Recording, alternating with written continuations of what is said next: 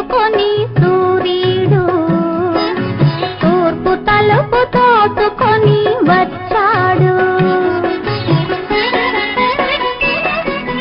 వెలుగు దుస్తులేసుకొని సూర్యుడు తూర్పు తలుపు తోసుకొని వచ్చాడు.